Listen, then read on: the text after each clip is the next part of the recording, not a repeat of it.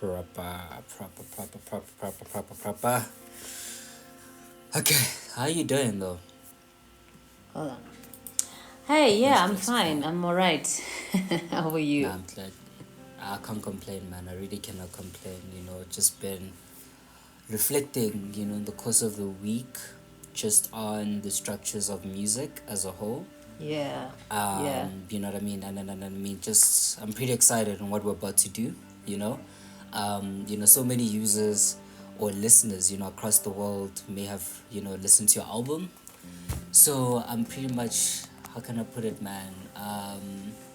Complimented, you know what I mean? For To be part sure. of this journey, to be able to assist with breaking down, tracks of the project on a weekly basis. And just considering the standard of quality, like as I told you the other day, just how the project speaks to the soul. Like, music is supposed to be a spiritual thing, Yeah. and it speaks on different spectrums, right?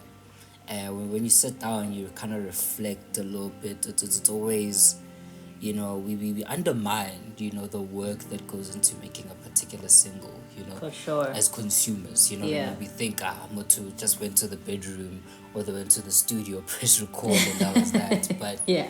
in your case, It it took must have been a 4 lot. years. It took 4 years to write this body of work. Yeah. It's been 4 years in the making. Yeah. Yeah. And that's no joke, like that doesn't. A lot of people record a project in a year, like, I'm done with my album, but you spent a whole good 4 years. Yeah. And then I think it's gonna be quite an educational journey, because you kind of be taking us back to that 4-year journey. We get to learn a lot more on what led to the Black Sabbath, what led to certain tracks, why you worked with the people that you worked with, from the composers, to just like the tools you utilized for certain instrumentals, all those type of things. But before we even touch base on the conversation, man, I think it would be kind of key. I mean, I've known you for a solid 2 months. Yes. Right? Is it Yeah. 2 months or a month? Not too long. Yeah. Not too long. You know what I mean? Yeah. But I got to learn so much about your character, the type of person you are, how much of a hard worker you are, how invested you are into your craft. Oh, thank you. And really just the, I'd say the growth from, Tafiti, to now, to even having I've worked with Dumi Mokhorosi and all these amazing beings, but I'm sure, like anyone else, my curiosity, right? Because I've gotten like but okay, like a pinch of like, okay, like of your story, For and sure. then I say, alright, cool, I have an understanding. But what about the consumers, those that kind of want to know who you are, what's a guy, so I think take us a little bit back before we even tap into the music. Gabi Sile, ke motho wa ko kae? How was your upbringing, and how do we even get to music? Yeah. No, I mean, it's been a long journey. So Naketswa Mamelodi, I'm from Mamelodi, Pretoria. Okay. Born and bred there. Went to primary school, Arcadia Primary. And I got to, like, my music journey started off just before the first grade, just before grade 1. So I don't know, like, I don't know if you remember, maybe you were a bit too young, but the State Theatre used to have these, like, after school kind of programs, like ballet and all these cultural programs. So I was lucky enough to have been part of those programs. And there I got to kind of, see some cultural figures, Bobra Hugh, Masikela, and a few others. Yeah, when I was like really, really young, it's something that my mom was really interested in. I don't know, I think in her other life she was like a creative, or she wanted to be one. But she was, shout out to Mumsy, man. Mumsy has been from day one, Yeah, So she's she's invested. definitely she's seen, I think, the just the possibility of what a creative trajectory can be, the possibilities of that, and I was lucky enough that I was born in such a time where she was open to that, and because of that I had this kind of interest in the arts, and it just so happened that I could sing really well. Okay, okay, Yeah, okay. like When did you discover? Like, I'm just curious because I mean, you got to meet up with legends, right? And yes, I won't lie, like how you said, I was probably too young. I didn't even know the state theater was doing the ballet and stuff. But I mean, look, you look at that and then their contribution towards the art field, and how, every student got an opportunity to see their favorite or their parents' favorite act type of thing, yes, right? yes, It's not every day where you find, someone meeting a Brahim Masikela back in the day, because these are people that spend a lot of their time in America also, you know what I mean? yeah, They had yeah, deals with American companies, and really, I think, when you get to engage with people like that and your mom supporting you, kind of like understanding what it takes to be a creative, how you placed it, right? for sure. It also must have taken time. She must have seen also, like, okay, mtanam, she's got like a unale talent so. But when did you realize, like, yo, I can pull a Mariah Carey if I wanted to, okay? Put some Yeah, respect on my name. yeah. When did No, you for discover the vocal sure. play? I was really young. I was still in primary school. Um, I think I was probably in about the third grade, so maybe I was around 9 or 10 when I What? realized, I had a real singing ability, you know, um, Damn. because I mean I'm a dish baby, so MTV baby, Ngiyatshwana. so I Basiphala got idish, yeah. vale. Isicela tsa last number, tsela tsa record abana. You know, You don't miss a show, man. Not a you know recorder, what I'm bruh. saying? I was recording them shows. But yeah, I got exposed to, pop singers, the likes of Beyonce, Rihanna. I think, no, at that time it was Beyonce, but it was Destiny's Child. Um, it was, what are those two sisters, the R&B, I can't remember their names now. Which ones? Those What? What? R&B. Come on, man. Take your shackles off my feet so I can That's dance. all I can. Yeah, that Come came out. I TLC. was I was like in the I know third go grade. crazy. Yeah, Yeah, yeah. I think it was Mary Mary or Mary something like that. Mary, Cause yes. yeah, Mary Mary yeah. was out then, and also I was listening to her name. What is her name? Aliyah. Of course, Aaliyah was there. I was listening to a lot of Aaliyah and Missy Elliott. Yeah, and a few Okay. R&B. I was like really, really into R&B. But when I Okay. realized I could really, really sing, is that like I had this ability to imitate voices like really, really well.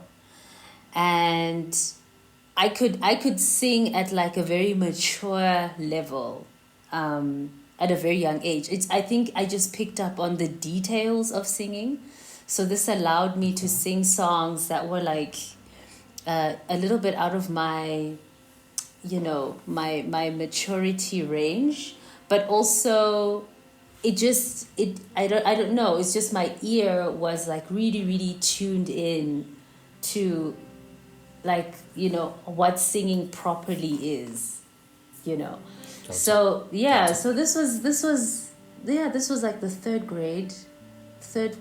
second third grade. Yeah, this is when I knew Damn. that, no, I've got something here. And thereafter I joined the choir at school. I was even doing the recorder. I took up the recorder as an instrument in the first grade. So I mean, I was already kind of tuned in that, music is a part of who I am, and this is where I get a lot of my joy from, and I'm seemingly, quite talented in this thing. So let me just pursue it, and whatever opportunities arise, whether it be joining a choir or taking up an instrument, let me try that. Let me just do that. So that became like the beginnings of my career, So I started very, very early. Sheesh, not really pista kalani. No. God damn. This is how I know that we are not the same. We were not the same.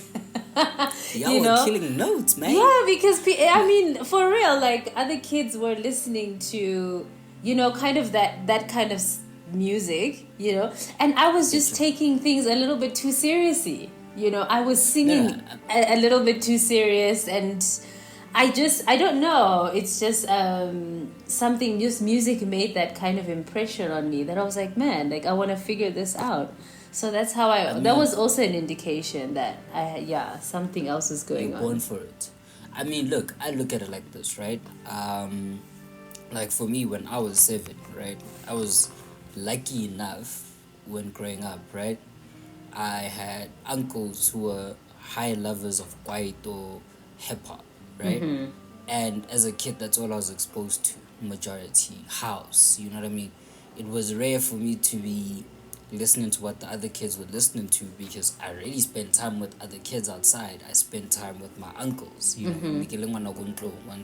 Yeah. So that is also prone to have an impact towards the journey you take in the long run because of the type of music you grew up around. For sure. For example, like if your dad was playing gospel and a lot of jazz music in the background here, and I mean, we all knew our grandparents or our parents would be cleaning the house on a Sunday. I'd say, but from 7, the music is starting. Oh, you know what I mean? Yeah. Ziawa. Now you're still in bed. You're like, this lady's trying to get us out of bed, and I'm not trying to get out of bed, man. For sure. Like, can I have one more hour to sleep, ma? And then your mom's like, nope, you gotta get up. You know what I mean? It's like, go eat, go brush your teeth, go eat, and then after that, go bath, and then go spend time with your friends, okay? For sure. I want you out of this house for the next couple of hours. I just want a deep clean, you know what I mean? Run my spring clean with my music. That's it. Otherwise, you have a choice. You can sit, but you're watching what I'm watching, Listening to what I'm listening to. You don't have a choice. And I mean, sometimes you'll be sitting and I'm like, I'm just trying to watch Ben 10. She's trying to play music. I can't even, you know what I mean? Now you're like, can't concentrate, man. But you also can't even go to your friend's crib because your friend's crib is a distance and it's hot outside. Yeah. You're just like, nah, it's fine. You know what? It's cool. I'll catch up with them in the afternoon around 1 or 2, And I think that's probably also another contributory factor to your kind of like journey. Because again, it all starts at home. I choose to think of it like that because definitely, as much as we can say, the talent is there, it's also the inspiration, because there's people who know how to sing in church. I'm sure you've heard them kill notes, but you're like, when I'm a musician, I can't wait. You know what I mean? You think about like it might not work because maybe they just don't have the passion for it like that. For sure. They enjoy singing. And then to hear your story at the age of 7. Now, at the age of 7, we were painting, we were drawing, coloring book. You're out there like, I want to learn, the piano, want to go do ballet, and that's really beautiful and motivational, because you took, the liberty of handling your dreams, in your own hands.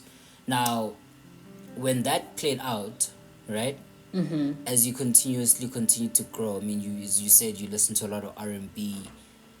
Where did the jazz come into play then? Because, I picture you maybe as being an R&B baby, doing what TLC did. Everyone wanted to start a group, by the way, back in the day. I started a group. I had a group. Oh, okay. Tell us about that. No ways. I didn't know about that, by the way. I didn't know about that. This is my first time. Yeah, no, I mean, tell me more about that. Yeah, I mean, that was... Hold on. Let me just stop this dog. No stress. Kunta.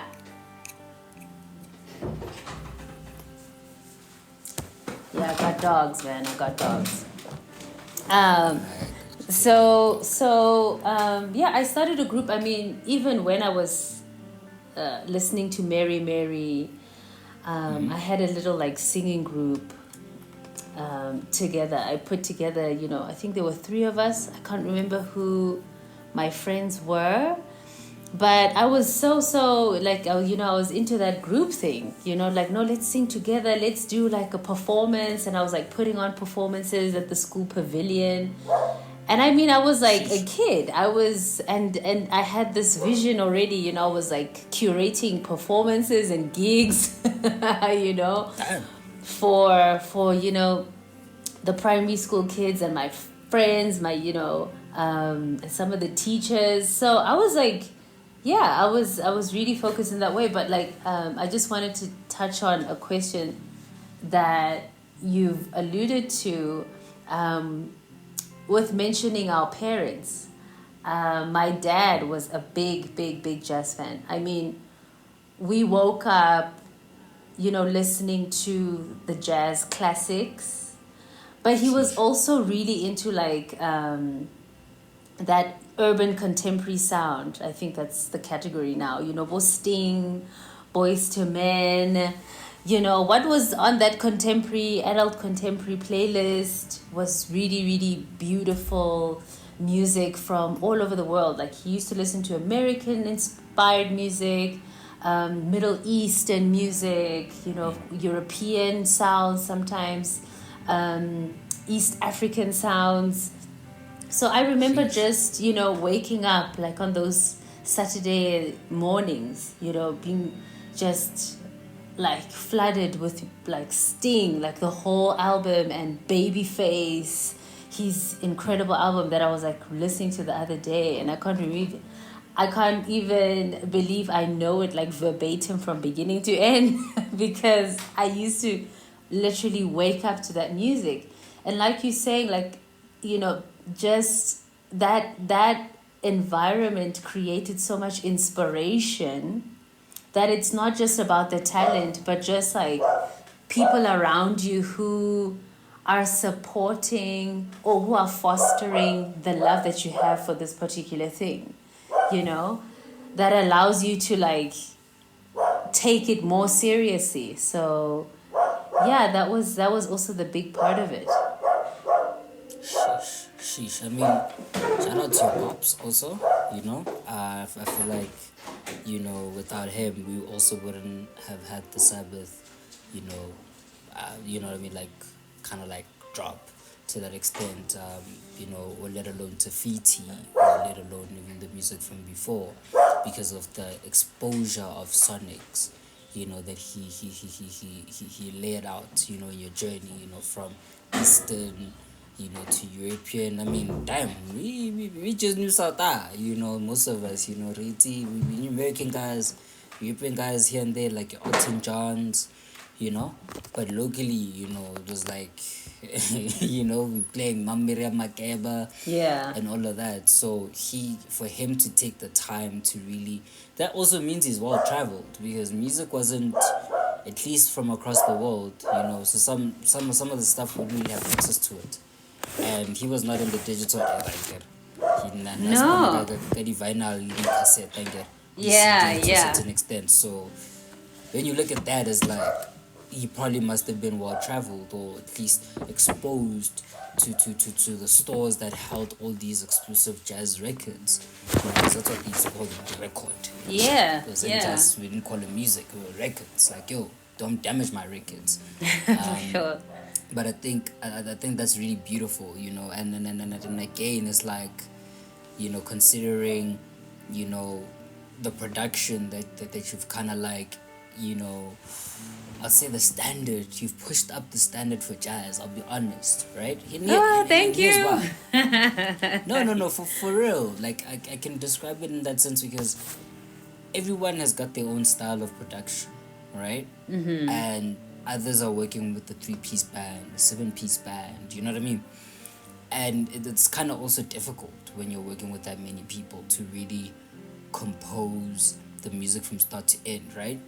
And considering your role, you studied jazz in school, in varsity, Then you Yeah. went over to learning Sibelius, where you could compose the actual note to each particular track. Yeah. You know, Yeah. that man, that really is it's admiring to see, because you're taking, how can I put it?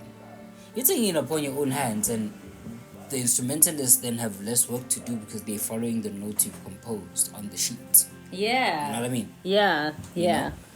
And I mean, like, again, like, we're grateful for this amazing tool as Sibelius, brought to you by Avid. This is not For a sure. promo. This For is not sure. this is not an ad. No, It's just- Sibelius is the Sibelius Yeah, is really amazing. Yeah. Yeah, so it's like, bring the bag if you can, though, Avid. We will, if you're listening. We'd appreciate it. We'd appreciate it. Yeah, No, it goes a long way, but yeah, No, but it would, like, I just Yeah. wanted to riff off what you were saying. My dad wasn't well traveled, but I think he used records to travel the world. Growing up, of course, in the apartheid era, those were kind of, those were the constraints that Total. our parents had to kind of endure. That people really couldn't self-actualize to a point where they could reach their dreams. There were so many deferred dreams, where people had to just succumb to the possibilities that were laid out for them. People had so many other desires, bigger desires, like you say. I'm sure my dad, like, now that you mention it, I'm sure he was, it's like you could hear that this man wants to travel the world and see the world and explore, because he's he's inspired by the sounds coming from so many corners of the world. And this was probably one of those deferred dreams that he had, and those limitations, but then he saw an avenue, of accessing that part of his imagination, which was through records. And by doing that, he just placed that inspiration in us, as his kids, to be like, man, there's so much in the world. There's so many beautiful sounds that make up the world, right? And I may not have been able to go there physically, but I want to take you guys there sonically. So I think this was a gift. And right now, I mean, with this music, I've been able to travel the world. So it's crazy how, like, these sounds that came, or these places came by way of the sonic, but now I get to have that physical experience. I get to go to places in Africa. I've been to a few countries here, Mauritius, Zimbabwe. I've been to the Americas, New York. I've been to France and Germany and the UK, and it's like these were the sounds that my father had been collecting, and it's like I'm like living that manifested desire, so yeah, shout out for saying that, because I didn't even realize when you made that assumption that probably your dad's well traveled. It's like my dad's never been outside of South Africa,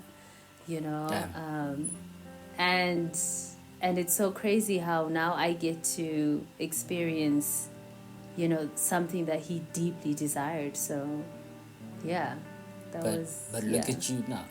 You're traveling the world. Yeah, man. Berlin and you know what I mean, in late Feb. So look at you. You're really propelling that vision for him, and you're taking it, to a different level. And whilst living your own dream, it's not as if you are living your father's dream. You're living your own dream. You know what I mean? For sure. But you're continuing his structure and influence, and then taking it over and making it a reality for yourself, because that's how it also made you feel. You know what I mean? Yeah. I choose to see it like that, because it's like when we look at our parents, my pops is a hero, is an icon in my eyes, right? Mm-hmm. And he's traveling the world through amazing music, and you understand the power of music. The moment you have that understanding, you begin to understand the power of music. It's far beyond than just sitting and listening to music as a whole. That's why there's music that is that boosts your confidence. You know what I mean? Yes, yeah. You listen to a Lil Wayne, you feel like, yo, you like maybe the My Laugh is so soft, that one, Birdman, for example, right? Yeah. You feel like you're going back to the 2000s, early 2000s. You listen to Kersey, Love is Wicked. You know what I mean? You're like, damn, okay, cool. That was like a low record from towards the late 2000s. You know, now you like feel like, yo, that was like someone's team. You know what I mean? Or Varsity Times made over that record. You know, you go back. You know, and I hate to say it, you know, but you go back to even an R. Kelly catalog, you know what I mean? His contributions towards the music. I hate to say it, I know, but I'm just viewing it like most of the records we listen to in For the sure, early 2000s, citing though, the, yeah. he played a role. He wrote or produced, you know? Yeah. And it goes back to the one thing I was speaking to Junior Torres about, the golden ear. You know, once you have the golden ear, which is something that you have, right? Golden ear is particularly the ability to listen to something and decipher, you know what I mean, you know, the process, like the record from instruments to instrument to instrument, you know what I mean, as complex as it may be. You've got that golden ear, you know what I mean. You can listen to a song and you can pick up there's a cello there. I might not even pick up sometimes, you know what I mean, because I may not even know how a cello sounds like in you know, alone. You know what I mean? For sure. So, I get you, yeah. So you train your ear, and I think your pops also played a role into training your ear. You know what I mean? Where it's like so refined to a point where like you've got that golden taste, man. You know, like it's a taste that not many people have.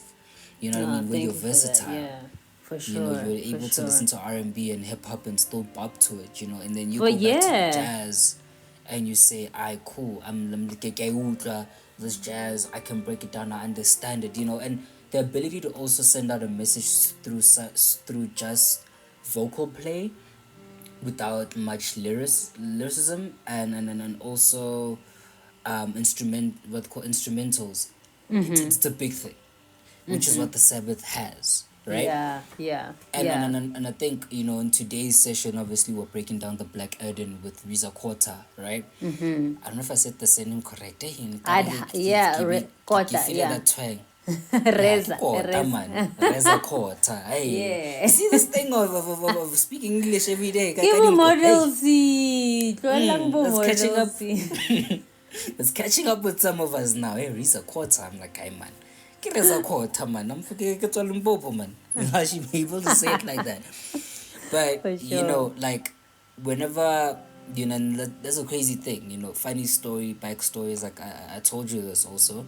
I first bumped up into your music when I was listening to Robin Fassi, who's actually one of the collaborators in the project, and we're gonna touch base into that in one of the sessions in the future. I'm pretty excited around that, you know, because he's game with the trumpet.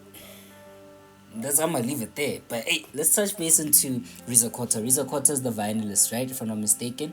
He's a guitarist. He plays the guitar. Oh my gosh. Okay. Yeah. Let me hide in my closet. No stress. Play a little Eminem. And I say, mama.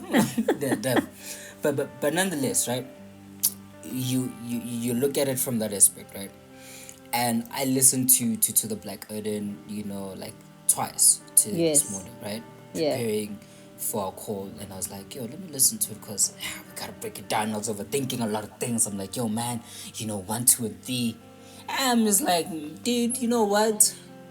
It's just a conversation. You've had a conversation with her before. Yeah. Don't overthink it, right? And the crazy thing is, I was moved by the music a lot more. I realized it's you know, like, just from the harmonies, it's more of a harmonial type of song. I'm not explaining. It's something that you do with the vocal play, number one, right? It's like a cry, you know, to an intro, you know. And I mean, look, towards the end, we'll obviously get into the backstory of the actual product, the album as a whole. But, you know, listen to it, and then the instrumental play.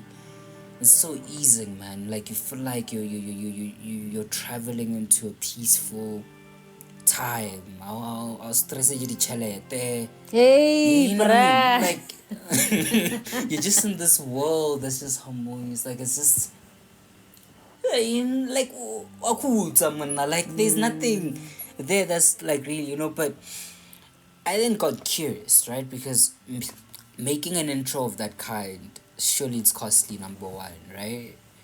But also, in an emotionally, mentally taxing. And I say emotionally and mentally taxing in a sense that you have to release whatever pain you're feeling also.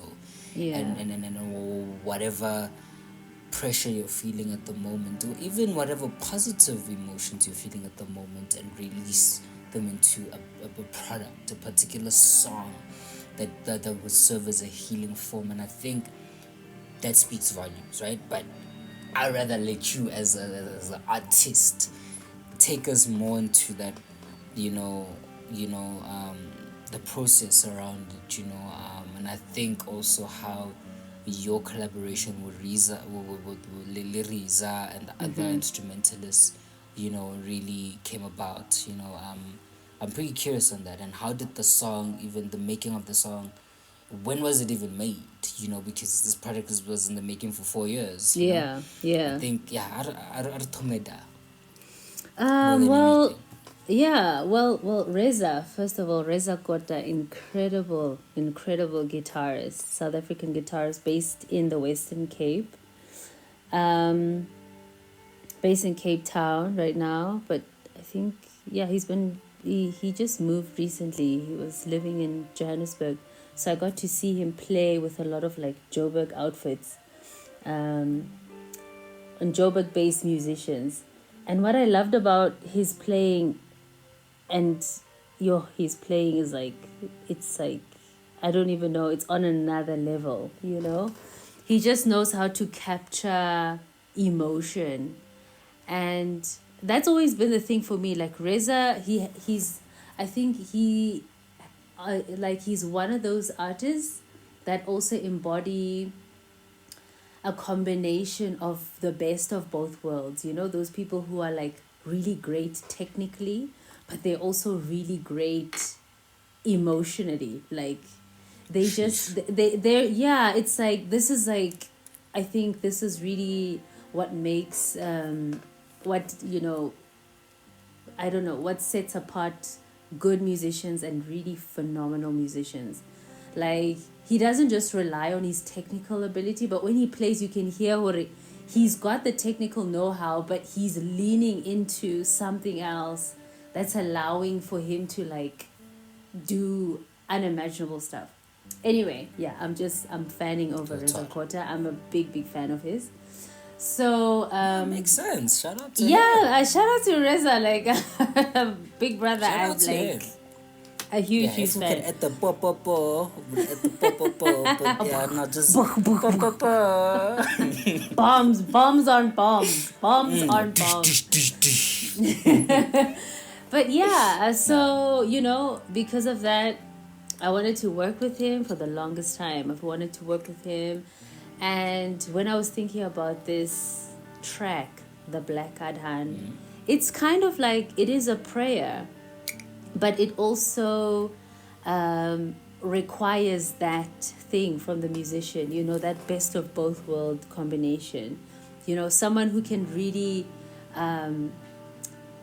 take their instrument technically to another level because of the great knowledge that they have of that instrument, but also someone who can really be appropriate to a feeling and an experience that that is called for in a particular song. So of course it was a no-brainer for me to collaborate with Reza, because that's what I was thinking about. When I was thinking about the Black Adhan, I wanted to map out geographies in the world. I wanted to kind of map out what how do I say this, like what constitutes my ear, how I hear the world. And I wanted to, like, put like a sonic footprint on all corners of the world, because this is how I hear the world, and these are all the influences that I have personally. and to go on a journey with someone who can kind of be appropriate to that and like respond to that kind of journey that we take, like traversing Africa, East Africa, North Africa, into the Americas, into Europe, into the Middle East, into Asia. And I just wanted someone who was open enough to come on that journey with me, and someone who was sensitive enough, but also someone who had the technical know-how on their instrument to be able to kind of map out, even if it's like to reference scales, particular scale or particular texture on their instrument, because that's what I was doing. I'm also I'm intentionally thinking about these geographies and making reference to something very specific. When I'm thinking about Africa, and home, I'm thinking about Amen. I'm thinking about the church, the Black church, and how we express, that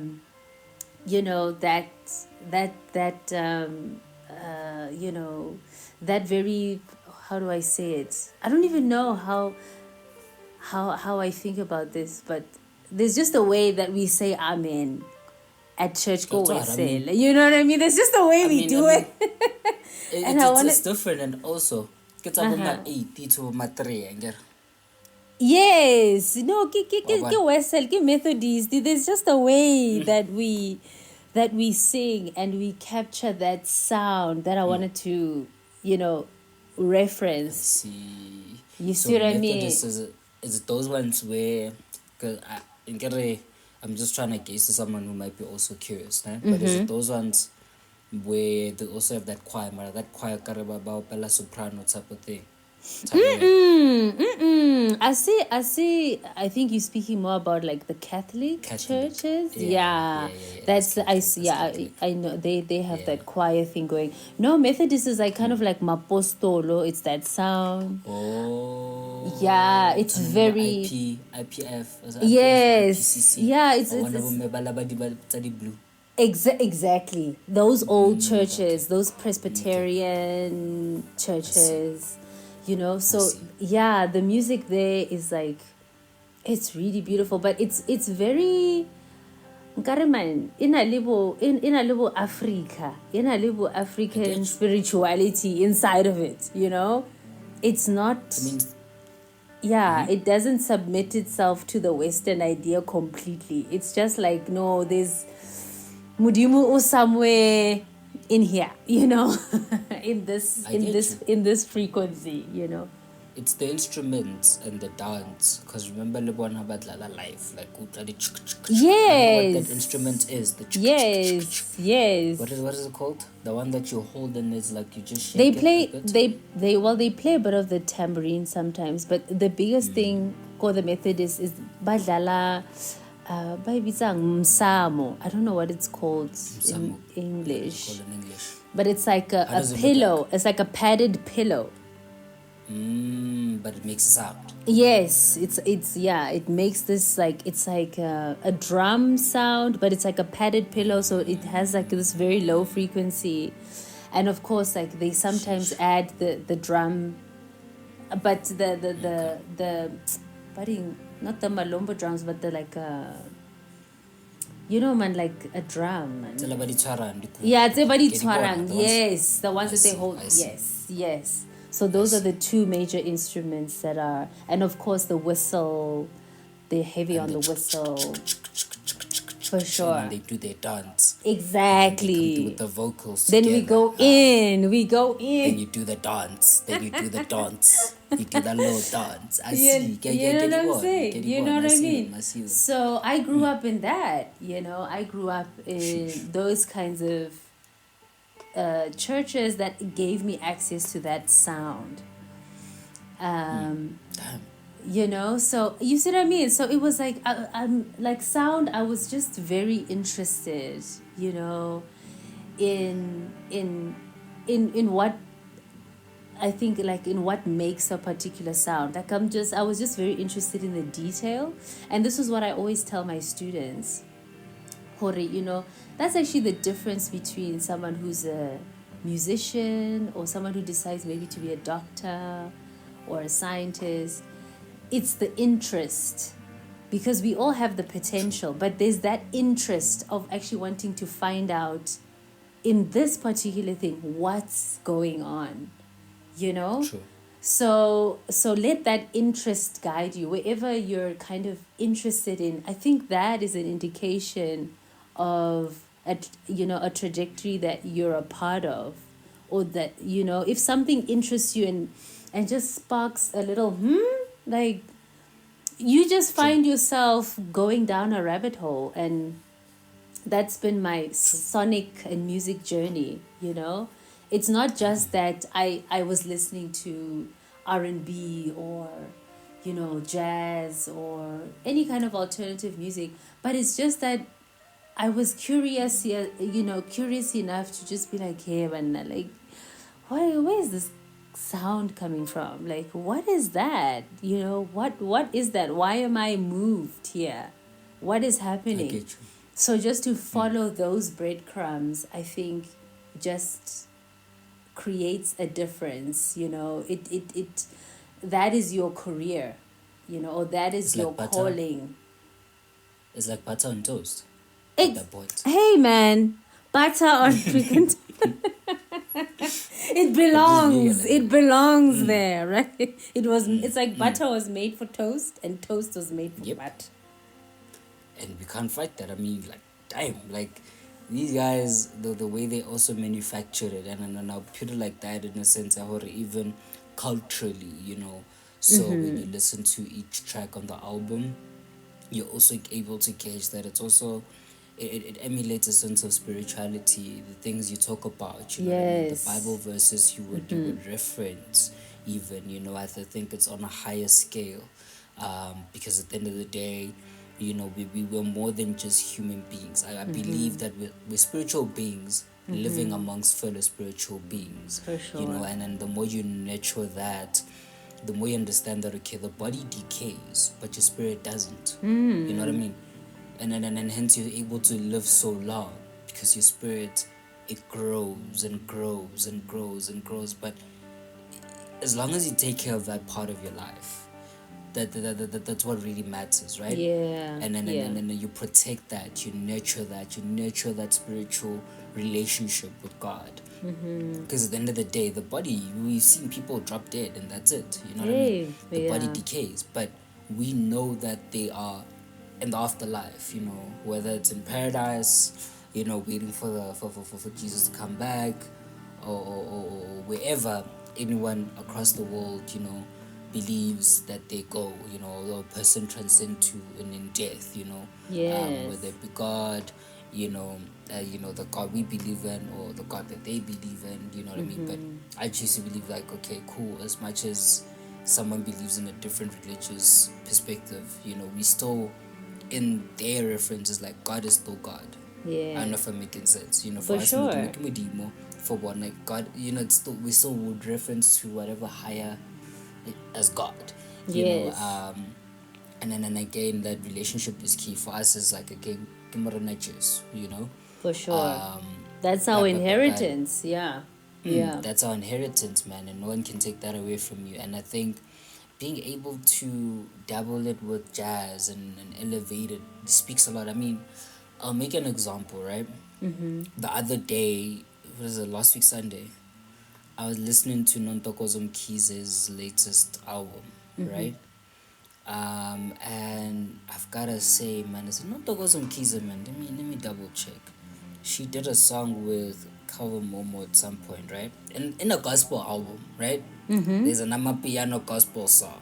I was like, yeah, it's Nontokozo Mkhize. The name of the album is Lindy. Amazing praise and worship type of project, right? But you get to Lindy, Heaven. I was like, "Hey man, am I still listen to the same album? Yeah, ke mametse ke utlwa di Kelvin mo ola di soulful piano, private school piano." And then I realized something, to scale that people are coming through with a different touch to how they also value, you know what I mean, and then again nurture your spirituality in a certain extent, right? And that doesn't mean that you must box yourself to one sound. Be creative with the creative process, your approach to things, Yes. let alone, man, like you bring a spiritually moving project in jazz format. She's bringing a single, that's still gospel, but gama piano, and it's like, okay, that's the highest moving song also because it's got a Kelvin Momo. Now you bring fans over to one community, and yeah, man, like I just see music as that, and I presume someone else out there is also consuming your music like that, and the Black Adhan was also consumed in that sense, like Yeah. now that you explained Adhan is like amen, I'm like, okay, the Black Amen, so it's like our version of amen, our version of praise and worship, Yeah. our version of praying, Definitely. and I think it's so beautiful to see, look, if anything, is like I can't wait to break down the other songs, For sure. and then before we close it off, I'd like to also just daily kind of gauge, you being a fan of Reza and you wanting to work with him for the longest of time. Yeah. How did you and him kind of like meet? How did you guys encounter and get into studio? Was it remotely, a remote session, or was it like you traveled down to Western Cape to go work with the guy, or he traveled down to Joburg to work with you? How did that play out? Well, Reza is also a collaborator with my husband, who's Dumi Mokhorosi. Oh, Yes. okay, I'm 1+1ing. I kind of thought you knew, but I just could hear that you probably just Nah. didn't know. I was clueless. Nigga, throughout this whole conversation, I'm thinking Dumi Mokhorosi is just artist like Pilala Njo. He's doing his own thing. Yeah. Living, No. He's playing. I'm like, okay, now I'm 1+1ing, man. Okay. Yes. Okay, okay. Yeah. But we'll touch base on that a bit later. Hey, Okay? we'll talk a little bit about that, about relationships in the business. Yeah, but so he's been working with Reza for many years, and because they've been collaborating on, obviously I'm a collaborator with Dumi. I was able to also meet Reza and just see his process and all that. So when it was time to do this project, I just reached out, and I was like, big brother, I have this project coming up.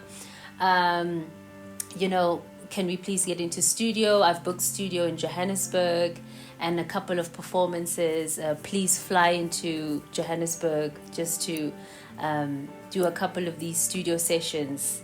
And he graciously, accepted the invitation and was like, for sure, let's do it. And yeah, he was, that was the beginning of that relationship.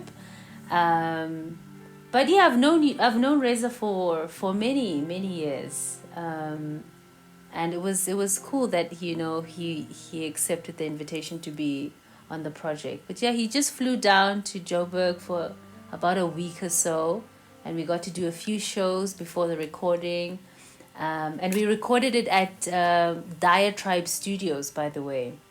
Shout out to Bokani Daya.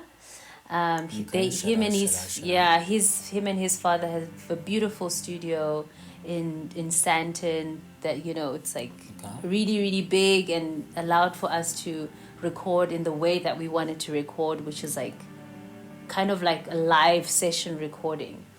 That we got to do that, and that was a really beautiful experience. So yeah, that was how he came down and laced down some guitar stuff, and the rest is history, they say. Yeah, no, he played a huge role, and I mean, he'll probably be a common name that's gonna pop up during the next couple of sessions. For sure. But I also like to take the time. I mean, when you think of the prayer, you know, and I view it as that, like the prayer. For me, it also speaks on a different scales, like Psalm 23,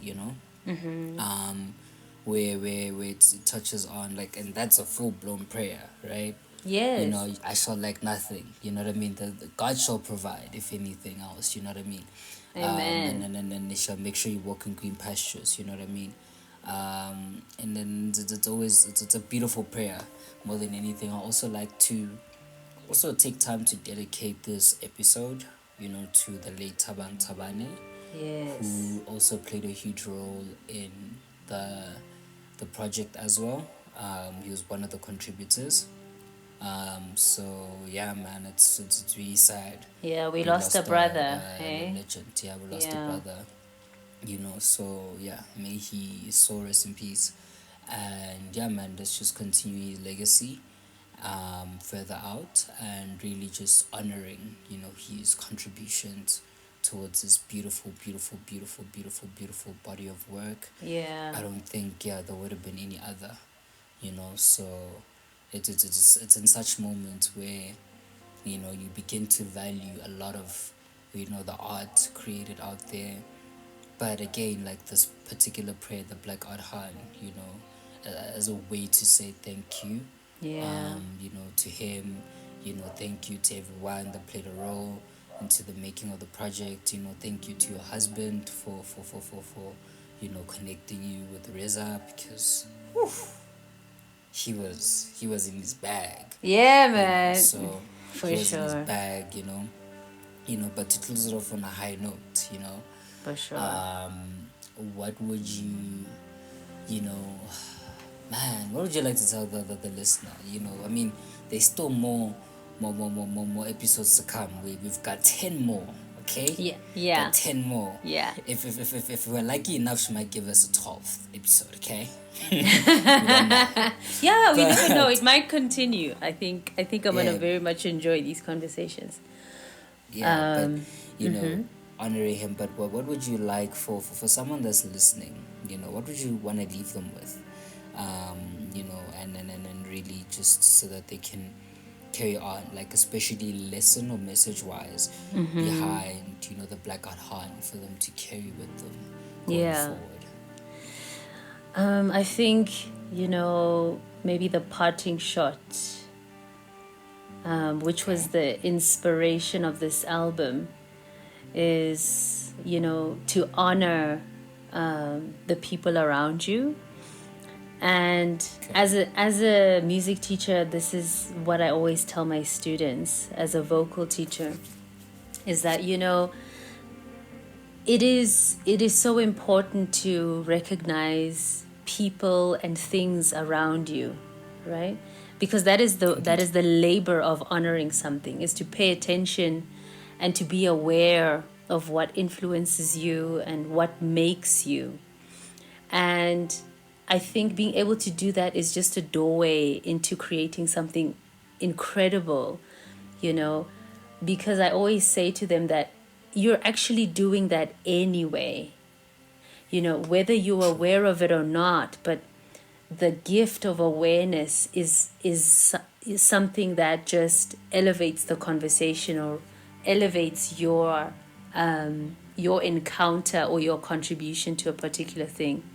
And I think this is also what Thabang embodied in a lot of ways, and so many of the other musicians, but specifically Thabang, because also his contribution to the Malombo tradition, but also because he was honoring his father in taking that instrument and playing it the way he did, and contributing to it in other projects in such an incredible and generous way. I think this is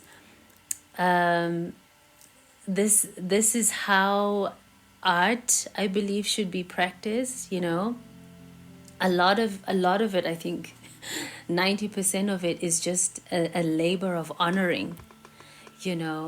True. And this is what also this project is trying to do. I was trying to honor my father, honor all the pieces that make me, and really be honest about all these different components, right?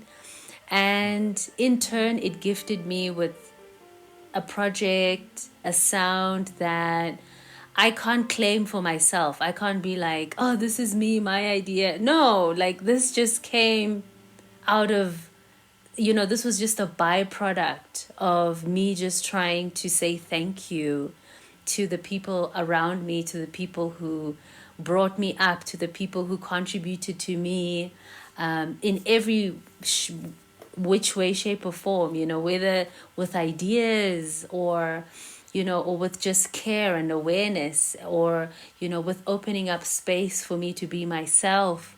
And this, I think, in everything that we do, if we try to keep this in mind, bear this in mind, we can only, I think, produce good fruit, just to quote a little bit of the Bible.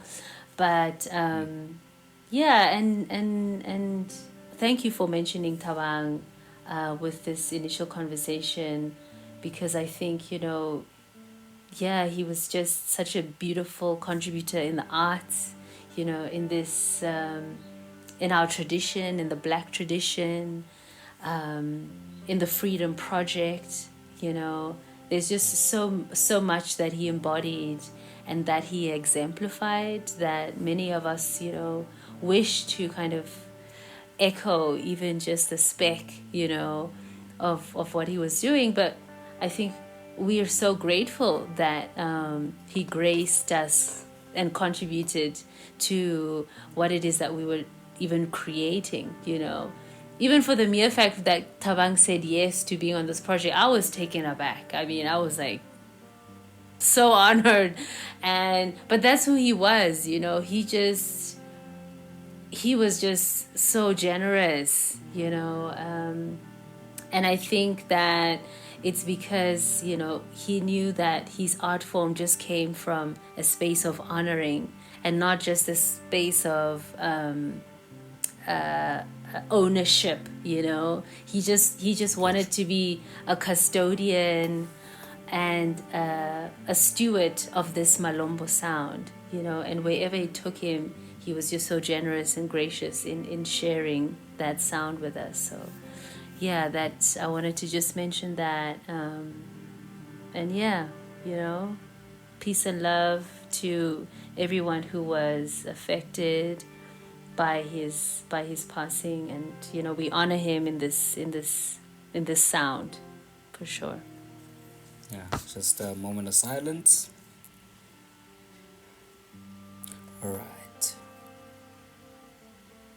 Okay. Yeah, man. So I'm gonna close it off with the Psalm of David, right? It was Psalm 23, by the way, the one that I was referring to. And I referred to the character David because David was in the lion's den, right?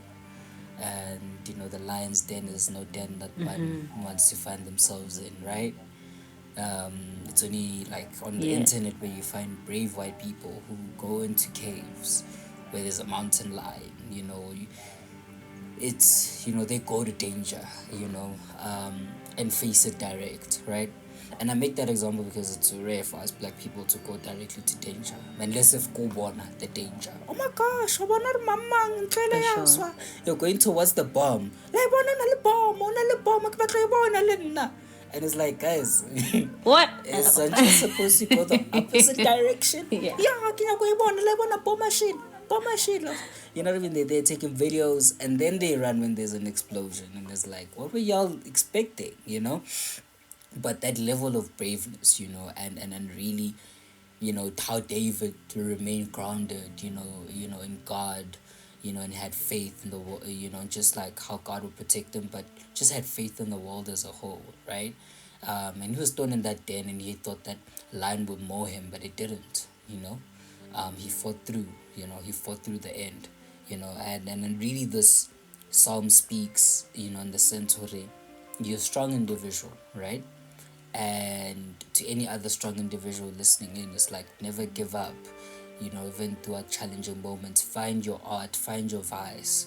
Your vice could be the art itself, or could just be writing poetry, or whatever it be, whatever that speaks to you on a high level aspect. Let it be that it's grounded and rooted in who you are, strongly so that you understand your journey, understand your purpose, and in the process of that, man, let it be led by a higher power. If you believe, in God, or you believe in a higher power as a whole, but for us, obviously, it's God. So it's really one of those things. Something with you has always been a prayer. My mom has always reiterated it to me, in the midst of dark moments of life, whether we were experiencing grief in the moment of loss. It's a way to remind you to say, God is with you.